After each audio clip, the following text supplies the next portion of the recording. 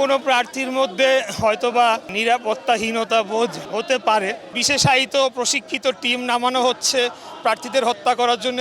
তাহলে গোয়েন্দা সংস্থা, প্রশাসন, সরকার তারা এতদিন ধরে কি করলো? কিছুটা তো কোনো প্রার্থীর মধ্যে হয়তোবা নিরাপত্তাহীনতা বোধ হতে পারে, এটা অস্বাভাবিক না। তবে আমি বলবো যে এখানে সরকার এবং প্রশাসনের ব্যর্থতাই রয়েছে। যারা হাই ভ্যালু টার্গেট, এই ব্যাপারে কিন্তু তারা নিজেরাও সামাজিক যোগাযোগ মাধ্যমে এটা ইতিমধ্যে এসেছে যে হাদি নিজেও আশঙ্কা প্রকাশ করেছে।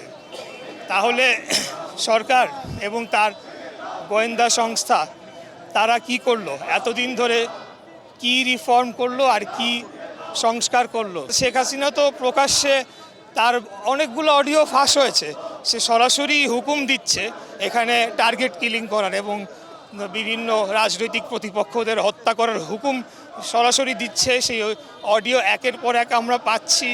আমরা বিভিন্ন আওয়ামী লীগের গ্রুপের অডিও রেকর্ড পাচ্ছি, সেখানে বলা হচ্ছে যে বিশেষায়িত প্রশিক্ষিত টিম নামানো হচ্ছে প্রার্থীদের হত্যা করার জন্য।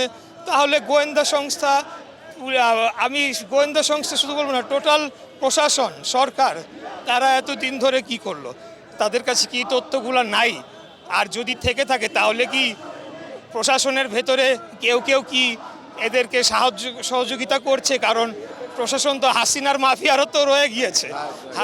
আওয়ামী লীগের নেতারা পালিয়ে গিয়েছে, হাসিনা পালিয়ে গিয়েছে, কিন্তু অন্যান্য সেক্টরে তাদের সহযোগিতাকারী সকল মাফিয়ারাই রয়ে গিয়েছে।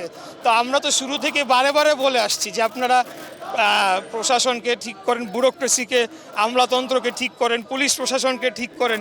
এখানে তো এই সরকার সেগুলো ভ্রুক্ষেপ করে নাই, সেটারই একটা আমরা প্রতিফলন দেখতে পাচ্ছি।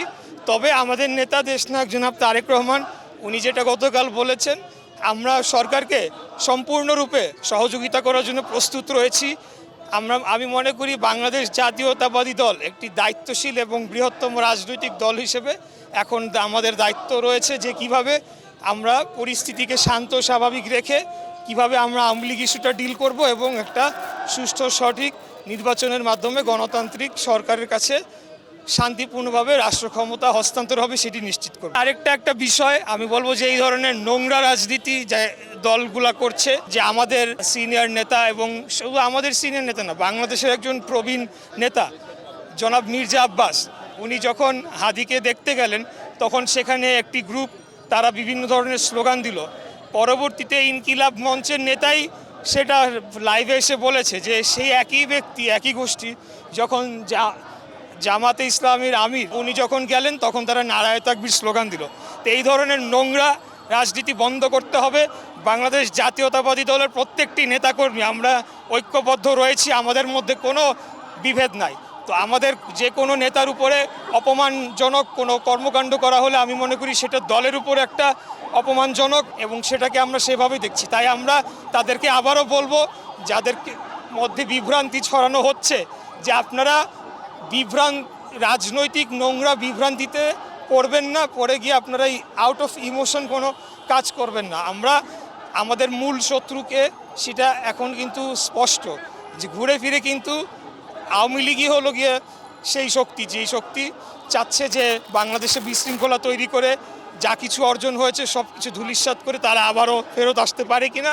তাই এটিকে মোকাবেলা করার জন্য আমাদেরকে সবাইকে ঐক্যবদ্ধ থাকতে হবে এবং এইসব নোংরা রাজনীতি, কাদা ছোড়াছুড়ি রাজনীতিটা বন্ধ করতে হবে। শঙ্কা দেখছি না, তবে সতর্ক থাকছি, কারণ এটা একটা পরিকল্পিতভাবে ফ্যাসিবাদী বিরোধী আন্দোলনে প্রতিষ্ঠিত যারা নেতা তাদেরকে নিবৃত্ত করার চেষ্টা, গণতন্ত্রকে যে অগ্রযাত্রা শুরু হচ্ছে সেটাকে থামিয়ে দেওয়ার চেষ্টা এবং আধিপত্যবাদী শক্তিকে প্রতিষ্ঠিত করার চেষ্টা। আমরা যারা নির্বাচন করছি তারা ঝুঁকি মনে করছি না, তবে সতর্ক থাকছি এবং যে কোনো মূল্যে এটা প্রতিরোধ করবো আমরা।